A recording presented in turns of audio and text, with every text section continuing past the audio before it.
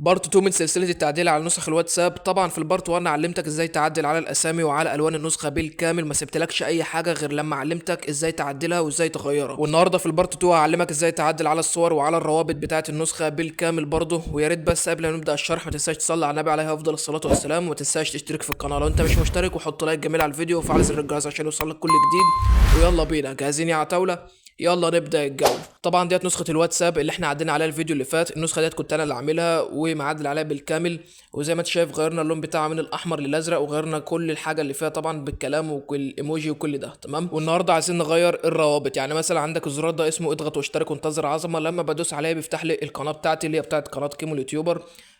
عايزين بقى ان احنا نغيرها. عايزين مثلا لما تيجي تدوس عليها يفتح لك قناتك انت، فاهم؟ لو انت مثلا واحد عندك قناه او عايز تحط اي لينك تاني حتى لو مش لينك يوتيوب برضو ينفع عادي تمام. فاحنا عايزين لما ندوس هنا يفتح لك الحاجه اللي انت عايزها، واعلمك الطريقه بالتفصيل، وحاجه اقسم بالله شرح بسيط جدا تمام. اول حاجه احنا هنخش على تطبيق ام تيم مانجر، ده اللي بيعدل على الروابط تمام، وبيعدل على الصور كمان، ولكن هقول لك ازاي دلوقتي. هتدوس على الثلاث شرط اللي فوق، بعدين على اكستراكت اي بي كي، بعدين واتساب النسخه اللي هي عندك. يعني مش شرط برضو تكون النسخه بتاعتي بس، تقدر تعمل الكلام ده في كل النسخ تمام. بعدين هتلاقي نسخه عندك هنا بالشكل ده زي ما انت شايف، هتدوس عليها. بعد كده هتدوس على كلمه فيو، وهنا هتلاقي طبعا الملفات بتاعت النسخه بالشكل ده قدامك تمام. عندك هنا ملفات اسمها كلاسس 1 كلاس 2 لحد الاخر كده، بيبقى كذا ملف يعني تمام. زي ما انت شايف كده، بتيجي هنا وتبدا انك تدوس على اي واحد فيهم بالشكل ده، وبعدين هتدوس على اول واحده خالص اللي هي ديكس اديتور بلس، وبعد كده هتدوس على كلمة سيلكت اول اللي هي تحت خالص، يعني تحديد الكل، وهتلاقيهم فعلا اتحددوا كلهم معاك بالشكل ده. بعد كده هتدوس على كلمة اوكي، وهنا يبدأ ان هو يحمل معاك بالشكل ده تمام. هتيجي هنا بقى وتدوس على تالت واحدة اللي هي السيرش تمام، اللي هي ديت هتدوس عليها بالشكل ده. بعدين هتدوس على كلمة ستارت نيو سيرش، بحث جديد، وهنا بتبدأ انك تكتب فوق، تبحث فوق بس تمام. بتيجي هنا وتكتب لو انت مثلا عايز تغير لينك يوتيوب بتبدأ انك تكتب HTTPS، بعدين نقطتين فوق بعض وسلاش سلاش. مش عارف الشرطتين المايلين دول اسمهم ايه، بس متهيألي اسمهم سلاش، يعني بقول لي في الكومنتات تمام. وبعدين هتكتب بعدها يوتيوب بالانجليزي برضو تمام. وبعد ما تكتبهم بالشكل ده هتدوس على كلمة اوكي، وهيبدأ ان هو يحمل معاك بالشكل ده. دلوقتي هيظهر لك كل حاجة خاصة بال HTTPS يوتيوب تمام. زي ما انت شايف كده ظهر فعلا قناة كيمو اليوتيوبر اهيت، اللينك بتاعها موجود. اقدر ان انا اغيره ازاي؟ بتدخل عليها بالشكل ده، بعدين هتلاقيها متحدده معاك اهيت تمام.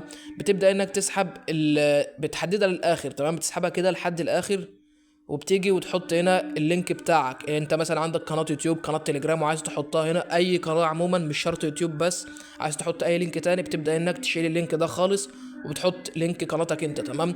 بعد ما تشيله بالشكل ده بتكتب قناتك لو انت حافظ اللينك بتاع قناتك، او انت واخده نسخ بتيجي وتعمله لاصق هنا على طول تمام. بالشكل ده كده انت غيرت لينك قناه كيمو اليوتيوبر وخليتها بقناتك تمام. ونفس الكلام على التانية برضو، يعني هما بيبقوا اتنين او تلاتة، ممكن يبقوا اكتر من خمسة، يعني بتعدل على كله فاهم.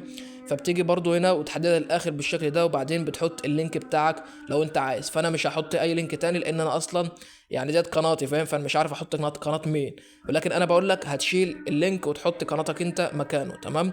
طيب لو انت بقى عايز تدوس تبحث عن مثلا قناه تليجرام، بتبدا انك برضو تدوس على كلمه ستارت نيو سيرش، هيظهر معاك الخانه ديت، تدوس على سيف اند كونتينيو عشان يحفظ التغييرات اللي انت عملتها تمام.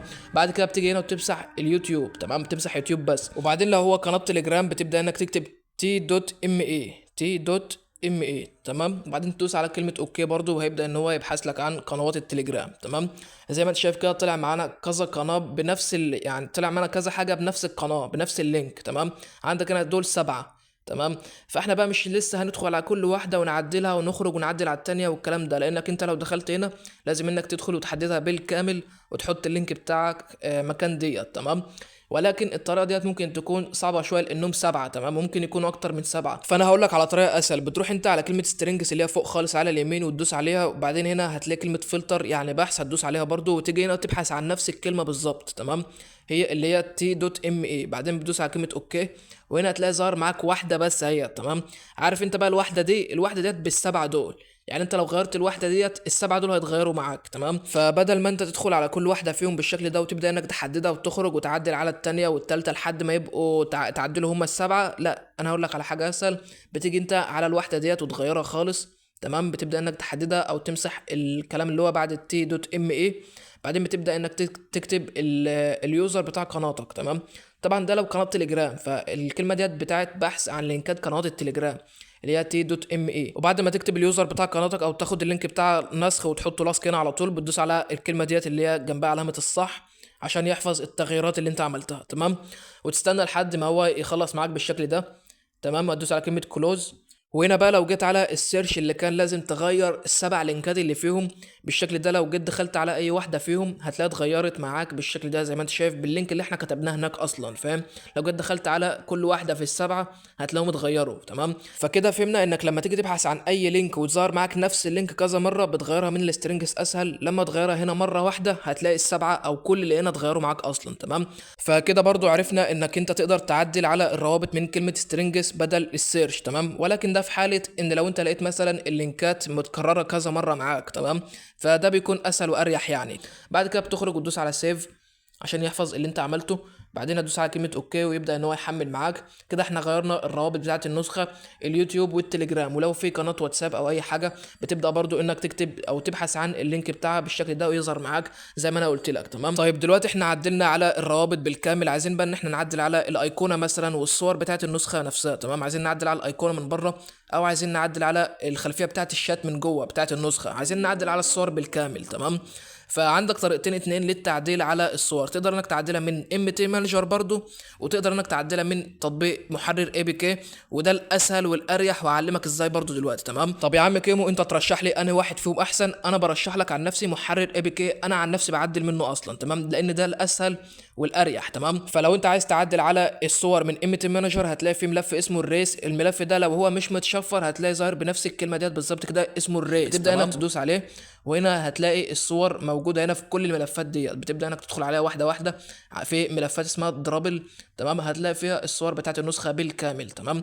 زي ما انت شايف كده. تمام. فلو جيت هنا وبدات انك تدور هتلاقي فعلا الخلفيه بتاعت الشات اهيت موجوده معاك. لو انت عايز تغيرها بتغيرها من هنا، ولكن الطريقه بتبقى صعبه لناس كتير. تمام. وممكن حد يتلخبط فيها، فانا هعلمك اسهل من ده كتير وهقول لك ازاي تغيرها. عايزين بقى ان احنا نحفظ النسخه الاول، نعمل لها انستول يعني تثبيت عشان احنا خلاص بقى عدلنا على الروابط. تمام. وندوس على كلمه تحديث. وبالنسبه للتطبيقات اللي انا استخدمتها في الشرح سواء النسخه او ام تي مانجر او محرر اي بي كي هتلاقيهم عندي في قناه التليجرام ملفات جاهزه. هتدخل على القناه هتلاقي اللينك بتاعها تحت في الوصف. تمام. دلوقتي بقى عايزين ان احنا نعدل على الصور من تطبيق محرر اي بي كي. تمام. هنفتح التطبيق بالشكل ده وبعدين ندوس على كلمه التطبيقات المثبته اللي هي تاني واحده. بتبدا انك بقى هنا هتلاقي التطبيقات بتاعت الجهاز كلها موجوده عندك هنا بالشكل ده. تمام. بتبدا بقى انك تدور على النسخه اللي احنا عايزين نعدل على الصور بتاعتها. ولو انت ما لقيتهاش في وسط دول او لقيتها تحت خالص او انت مش عارف هي فين اصلا بتبدا انك تدوس على كلمه البحث اللي هي تحت خالص ديت وتكتب اسم النسخه بالظبط. تمام. هي كان اسمها واتساب محمد. بتبدا انك تدوس عليها وبعدين تدوس على كلمه البحث وهنا هتلاقي ظهرت معاك بتدوس على كلمه تحرير بسيط. تمام. بعد ما تفتح معاك بالشكل ده هتدوس على كلمه الصور اللي هي فوق خالص اللي هي في النص. تمام. هنا هتلاقي بقى الصور بتاعت النسخه بالكامل موجوده معاك هنا بالشكل ده. تمام. فاحنا مثلا عايزين نغير اول حاجه او نعدل على اول حاجه اللي هي الايقونه بتاعت النسخه. عايزين ان احنا نشيل ديت ونحط اي ايقونه تانية من عندنا. تمام. غالبا الايقونات بتاعت النسخه بتكون تحت خالص. تمام. فبتبدا انك تنزل تحت خالص تدور عليها. تمام. عشان ما تتعبش نفسك يعني، فهم غالبا الايقونه بتبقى تحت خالص في الاخر. تمام. بتبدا انك تدور تحت خالص كده بالشكل ده. طبعا هي بتبقى الصور بتبقى كتير جدا زي ما انت شايف كده. انا عمال بقلب يعني الصور بتاعه النسخه بتبقى كتير جدا سواء بقى الاسهم او الكلام ده. تمام. وهنا احنا وصلنا للاخر اهوت. طبعا الايقونه ظهرت معانا اهيت بالشكل ده. هنا في اتنين ولو طلعت فوق شويه هتلاقي فعلا لسه في كمان ايقونات. تمام. هتلاقي اسمها ايقون اهيت. تمام. هتلاقي هنا ايقون 99 اهيت. تمام. بتبدا انك يعني هتلاقيها في كذا واحده هنا. تمام. ولو طلعت فوق شويه كمان هتلاقي لسه في كمان واحده. تمام. اهيت اول واحده خالص ايكون اهيت برضو. تمام. فهي بيبقى اسمها ايكون اللي هي بتبقى بره خالص اللي هي بتاعت صوره النسخه من بره. تمام. فعايزين احنا بقى ان احنا نغير الايقونه ديت خالص ونحطها باي صوره تانية عندنا احنا وليكن اي حاجه من مزاجنا عادي جدا. لو انت مثلا عندك ايقونه انت تعملها وعادي انك تغيرها خالص بتيجي بقى انت على العلامه ديت بالظبط وتدوس عليها. تمام. اللي هي بتبقى جنب الايقونه نفسها وهنا هتلاقي طبعا الملفات بتاعت الصور اللي موجوده عندك على الجهاز كلها فتحت معاك بالشكل ده. بتبدا انك تشوف اللوجو او الايقونه او الصوره اللي انت عايز تحطها مكان الايكون ديت، تمام. وليكن مثلا انا هحط الايقونه دي لان هي مثلا عجباني مثلا، تمام. فببدا ان انا ادوس عليها بالشكل ده، هتلاقيها اتغيرت على طول، تمام. لو جيت دوست عليها اهوت هتلاقي ان فعلا اللوجو او الايقونه اتغيرت، تمام. بتبدا بقى انك تعمل كده في كل الصور اللي هي نفس الايكون، تمام.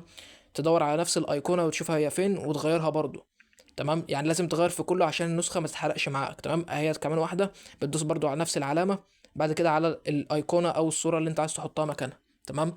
ولازم برضو انت بتغير نفس الايقونه تحط نفس الصوره في كله، تمام. وبتنزل بقى تحت خالص وبرضو بتحطهم هنا كمان، لسه هنا اتنين اهمت، بتحطها مره هنا وتدوس تاني هنا، بعدين على الصورة زي ما انت شايف كده، تمام. كده احنا غيرنا الايقونة من بره. فكده دلوقتي اصبح ان احنا لو دوسنا حفظ وحفظنا النسخة هتلاقي الايقونة اللي بره ديت اتغيرت، تمام. ونفس الكلام برضو لو انت عايز مثلا انك تغير الخلفية بتاعت الشات نفسها اللي هي ديت، تمام. بتبدأ برضو انك تدور في الصور زي ما احنا دورنا على الايقونة بالظبط، هتدور على نفس الصورة ديت، بس هتلاقيها ممكن تلاقيها فوق شوية، تمام. لان ده اسمها وول بيبر، او ممكن تلاقيها باك جراوند، تمام. فهتبدأ انك تدور عليها فوق وهتلاقيها، وبرضه هتعمل نفس الكلام بالظبط. شوف انت عايز تحط انهي صورة مكانها وتدوس برضه على نفس العلامة وتختار الصورة زي ما انا عرفتك دلوقتي، تمام. بعد كده بتدوس على كلمة حفظ وهنا بيحمل معاك، تستنى لحد ما يحمل عادي جدا. ولو اتأخر برضه ما تقلقش، تمام. لان هو بيغير لك صورة مكان صورة، تمام. اه زي ما انت شايف كده هتدوس بقى على كلمة تثبيت، اول ما هو يقول لك كده تم بنجاح تدوس على كلمة تثبيت اللي هي تحت، تمام. وهنا هيبدأ ان هو يثبت النسخة معاك بالشكل ده، وهتلاقي اصلا من دلوقتي ان فعلا الايقونة اتغيرت اهيت بالشكل ده، تمام. بتدوس بقى على كلمة تحديث وتستنى لحد ما تثبت معاك. واظن ان مثلا يعني الصور اصلا ما خدتش مننا دقيقتين، تمام. بعد كده بدوس على كلمة تم بعد ما تتحفظ، زي ما انت شايف كده فعلا الايقونة اللي بره اتغيرت اهيت بالشكل ده. ولكن انت بقى يعني لازم تكون واحد بتفهم في الايقونة وبتعمل مقاس للايقونة والكلام ده لو انت عايز يعني، تمام. فديت اسهل طريقة للتعديل على الصور والروابط بتاعت النسخة. يعني انا مش عارف اجيب لك شرح اسهل من كده، يعني ازاي مش عارف انا، تمام. وبكده يكون خلصنا شرح النهاردة، وكده علمتك كل حاجة عن التعديل على النسخ او البرامج التانية. يعني انت لو عايز تعدل على اي برنامج تاني او اي نسخة تانية، حتى مش شرط نسختي ديت اللي انا جايبها لك في الفيديو، تمام. عايز تعدل على اي نسخة تانية برضو تنفع تعملها بنفس الطرق بالظبط اللي انا علمتها لك في الفيديو. لو انت واحد بقى ما شفتش البارت 1 يا ريت انك تروح تشوفه عشان تتعلم برضو طريقة التعديل على الاسامي وعلى الالوان بتاعت النسخة وكده. وكده انا علمتك كل حاجة عن التعديل، الوان والكلام بتاع النسخة والصور والروابط، تمام. اظن ان كده ما عادش في اي حاجة. وشوفوا انتوا عايزين ايه الشرح الجاي واكتبوا لي تحت في الكومنتات. وبس كده يا اخواتي، سلام.